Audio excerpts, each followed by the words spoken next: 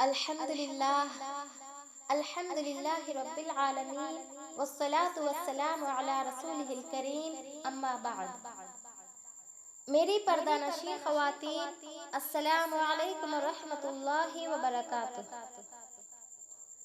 مجھے اس ذات سے امید ہے کہ انشاءاللہ آپ تمام عافیت سے ہوں گے۔ اللہ سے دعا گو ہوں کہ اللہ تبارک و تعالی آپ تمام کو اپنے امن و حفظ میں رکھے اور خوش و خرم رکھے، آمین یا رب العالمین۔ میری پردہ نشین خواتین، پچھلے مرحلے میں وقت زائد ہو جانے کی وجہ سے حدیث پاک کا ایک ٹکڑا باقی رہ گیا تھا، تو انشاءاللہ ہم آج اسی سے اپنی بات کا آغاز کرتے ہیں۔ تو اب ہم چلتے ہیں اپنے مقصد کی طرف۔ استقبال رمضان میں رمضان کی فضیلت، ہماری توجہ اور ہماری ذمہ داری۔ ہم پچھلے پروگرام میں الحمدللہ یہ سن چکے ہیں کہ رمضان کی آمد پر اللہ کے رسول صلی اللہ علیہ وسلم نے اس مبارک مہینے کی اہمیت پر ایک مرتبہ خطبہ فرمایا تھا، جس کو حضرت سلمان فارسی رضی اللہ تعالیٰ عنہ نے روایت فرمایا ہے کہ اس مبارک مہینے میں شب قدر ہے، جس میں قرآن مجید نازل کیا گیا ہے۔ یہ مہینہ اللہ تبارک و تعالیٰ کے راستے میں خرچ کرنے کا مہینہ ہے۔ یہ مہینہ ہمدردی، غم گساری کا مہینہ ہے۔ یہ صبر کا مہینہ ہے اور صبر کا بدلہ جنت ہے۔ اس مہینے میں ایک فرض ادا کرنے کا ثواب اللہ تبارک و تعالی 70 فرضوں کے برابر ثواب عطا فرمائے گا، اور جو ایک نفل ادا کرے گا اس کو ایک فرض کے برابر ثواب ملے گا۔ تو اب ہم بچے ہوئے اس حدیث پاک کے ٹکڑے کی طرف چلتے ہیں کہ آپ صلی اللہ علیہ وسلم نے فرمایا، اس مبارک مہینے کا پہلا حصہ رحمت ہے، دوسرا حصہ مغفرت ہے، اور تیسرے حصے میں دوزخیوں کو جہنم سے چھٹکارا نصیب ہوتا ہے۔ تو میری محترم ماں اور بہنوں، جہاں بھی اس ٹکڑے پاک کا ذکر آیا ہے، جہاں بھی ہم اس کو سنتے ہیں، تو اس میں یہ ترتیب ضرور ہے۔ آخر یہ ترتیب ہے کیوں؟ پہلا حصہ رحمت ہی کا کیوں ہے، مغفرت کا کیوں نہیں؟ آخری حصہ جہنم سے چھٹکارے کا ہے، آزادی کا ہے، تو یہ بیچ کا کیوں نہیں فرمایا گیا؟ اس کو بیچ میں کیوں نہیں کہا گیا؟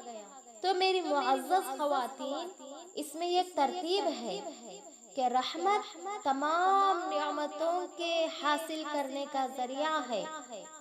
جب ہمیں رحمت مل جائے گی تبھی کوئی اور رحمت ملے گی۔ ماں اپنے بچے کو پالتی ہے تو یہ رحمت ہی کا ذریعہ ہے، مغفرت کا، تربیت کا، پرورش کا۔ کوئی بھی کسی کے ساتھ کوئی مہربانی کرتا ہے تو وہ اس رحمت کے بدلے میں ہے جو اللہ تعالیٰ نے اس کے ساتھ ڈالا ہے، اس کے دل میں ڈالا ہے۔ حدیث پاک میں ارشاد ہے کہ اللہ کی محبت تو بے پناہ ہے، لیکن فرمایا گیا اللہ کی رحمت کے 100 حصے ہیں۔ یہ ایک حصہ اس نے دنیا والوں کو دیا، ساری مخلوق کو دیا، صرف انسان ہی کو نہیں بلکہ پوری مخلوق کو عطا فرمایا۔ یہ ایک حصہ اللہ تبارک و تعالیٰ نے دنیا والوں کو دیا، انسانوں کو، جانوروں کو، چرند پرند ہر مخلوق کو عطا فرمایا، جس سے جانور اپنے بچوں کو پالتے ہیں، پرندے اپنے بچوں کو پالتے ہیں، مائیں اپنے بچوں کو پالتی ہیں، پرورش کرتی ہیں، تربیت کرتی ہیں، محبت کرتی ہیں، شفقت کرتی ہیں، پیار و محبت، مغفرت اور مہربانی کرتی ہیں۔ 100 میں سے ایک حصے کی رحمت یہ ہے جو اللہ نے ساری مخلوق کو عطا فرمایا ہے، اور 99 حصے اللہ تبارک و تعالی اپنے بندوں پر رکھتا ہے۔ 100% میں سے 99% رحمت اللہ تبارک و تعالی اپنے بندوں کی نجات کے لیے، اپنے بندوں کی کامیابی کے لیے اللہ تبارک و تعالی نے اپنے پاس رکھا ہے۔ سبحان اللہ! جب 1% رحمت کا اللہ تبارک و تعالی کی پوری دنیا میں تقسیم کر دیا ہے، تو اس 1% رحمت کا یہ عالم ہے تو 99% کا کیا عالم ہوگا؟ اللہ اکبر کبیرہ۔ تو میری معزز خواتین، اللہ کے رسول صلی اللہ علیہ وسلم یہاں ہمیں سکھلا رہے ہیں کہ پہلے کے 10 دن تم اللہ تبارک و تعالیٰ کے پاس رحمت کی بھیک مانگو، اپنے آنسوؤں سے، اپنی بھیگی ہوئی پلکوں سے، دل کی تکلیف کے ساتھ، اے اللہ رحمت سے نواز دے یا ارحم الراحمین جیسے الفاظ، رب اغفر وارحم وانت خیر الراحمین۔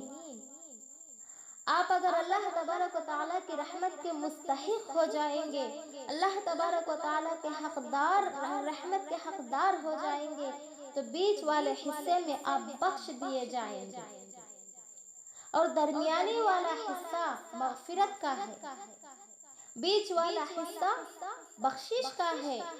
بیچ والے حصے میں بخش جائیں گے تبھی ہم کو جنت ملے گی۔ ایسا کیوں ہے؟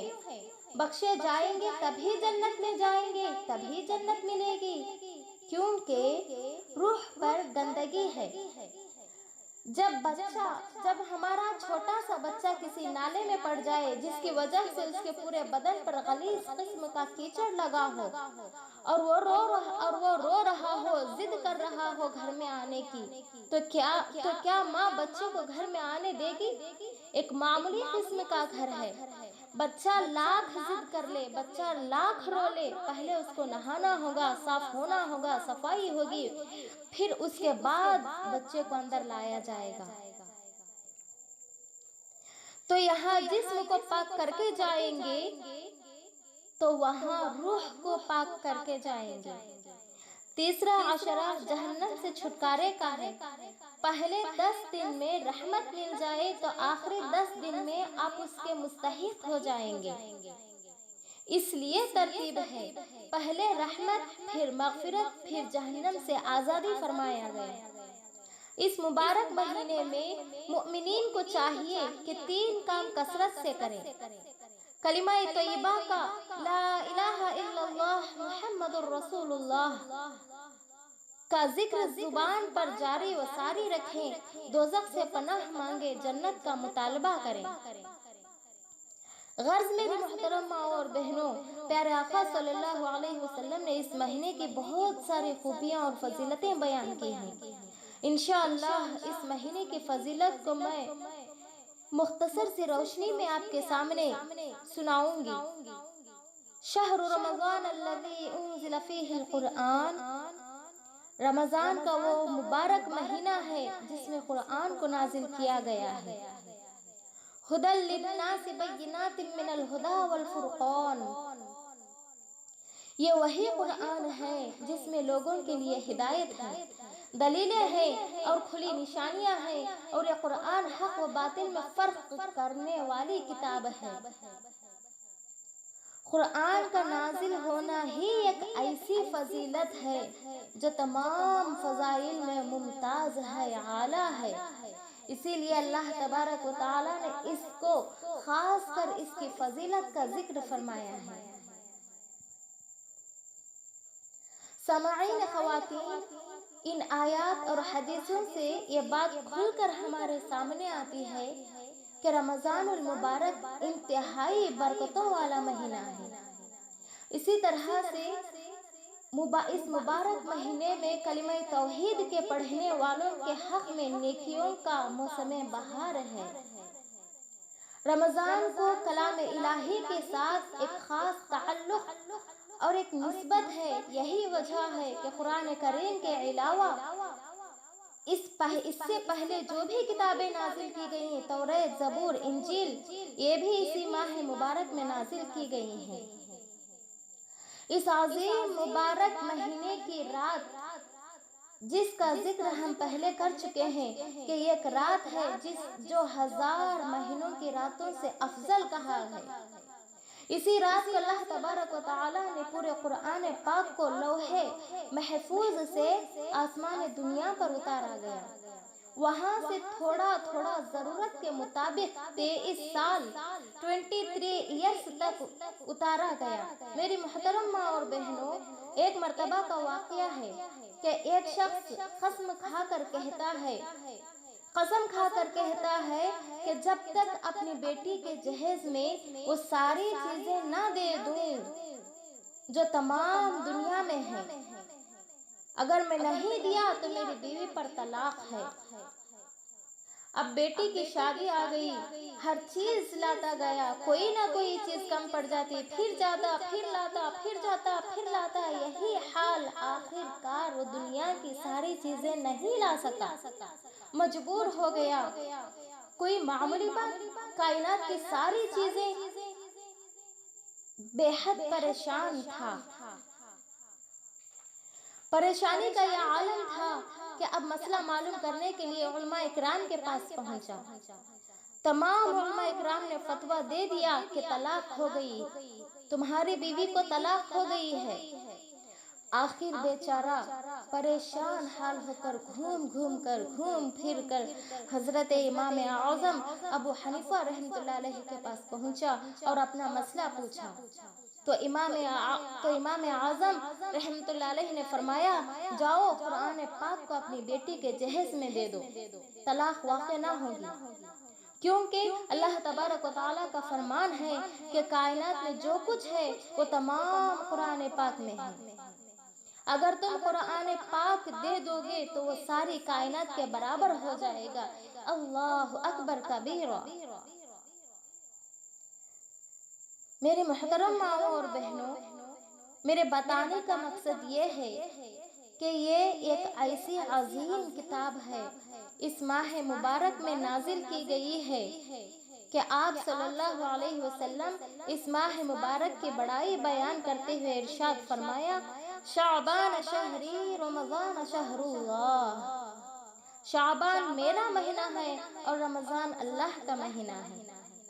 شعبان شہری رمضان شہر اللہ۔ پھر اس مہینے کے عظمت کے کیا کہنے کہ یہ مہینہ اللہ کی طرف منسوب ہے اور سراپا رحمت ہے۔ اب ہماری زندگی کی قدر یہ ہے کہ رمضان کی قدر کی جائے، رمضان کی عظمت کا احساس دل میں پیدا ہو، اس کی عظمت کا خیال دل میں پیدا ہو۔ جب تک عظمت نہیں آئے گی تب تک اس کی قدر بھی ہمارے اندر پیدا نہیں ہوگی۔ رمضان کے مہینے میں روزے فرض ہوئے، رمضان کے مہینے میں قرآن کو اتارا گیا، رمضان کے مہینے میں نبی کو نبی بنایا گیا، رمضان کے مہینے میں جنت کے دروازے کھول دیے گئے، جہنم کے دروازے بند کر دیے گئے، شیطان کو قید کر دیا گیا۔ یہ سب چیزیں خیال کر کے سوچیں کتنا عظیم مہینہ ہے۔ میری محترم ماں اور بہنوں، اور ایک چھوٹا سا واقعہ میں آپ کی خدمت میں پیش کر کے اپنی بات کو ختم کرنا چاہوں گی انشاءاللہ۔ عظمت کے متعلق سے میرے ذہن میں اور ایک واقعہ آ گیا ہے جس کو میں آپ کی خدمت میں پیش کرتی ہوں کہ عبداللہ شاہ صاحب نقشبندی رحمۃ اللہ علیہ، جو بہت بڑے ولی اللہ، ولی محدث گزرے ہیں، انہوں نے لکھا ہے کہ ایک مجوسی شخص آگ کی پوجا کرنے والا مارکیٹ سے جا رہا تھا۔ جاتے جاتے ایک دکان پر کچھ خریدنا چاہا، اس کے ساتھ اس کا ایک بیٹا تھا۔ اس نے دکان سے کوئی چیز اٹھا کر کھانا شروع کر دیا تو وہ باپ جو آگ کی پوجا کرنے والا ہے، جس کو مجوسی کہا جاتا ہے، بیٹے کی اس حرکت کو دیکھ کر اتنا غصہ ہوا کہ زور سے ایک مار مارا اور بولنے لگا کہ اس چھوٹے بچے کو کہ تجھے شرم نہیں آتی؟ رمضان کا مہینہ ہے، مسلمان بھوکے رہتے ہیں، تم مارکیٹ میں ان کے سامنے کھاتے ہو۔ جب اس کا انتقال ہوا تو کسی نے خواب میں دیکھا کہ وہ جنت کے باغیچوں میں گھوم رہا ہے، عیش کر رہا ہے۔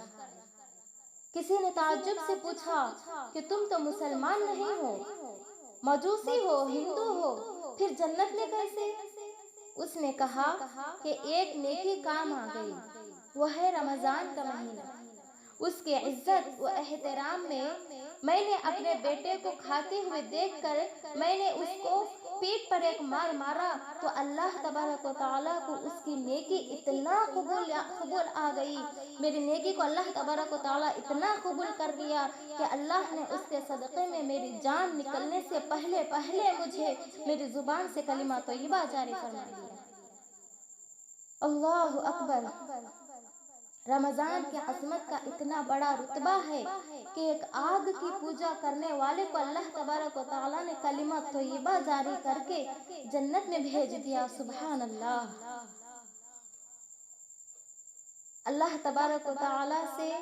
اللہ تبارک و تعالیٰ ہم سب کو رمضان جیسے عظیم مہینے کو اچھی طریقے سے اس کی قدر کرنے والے بنائے۔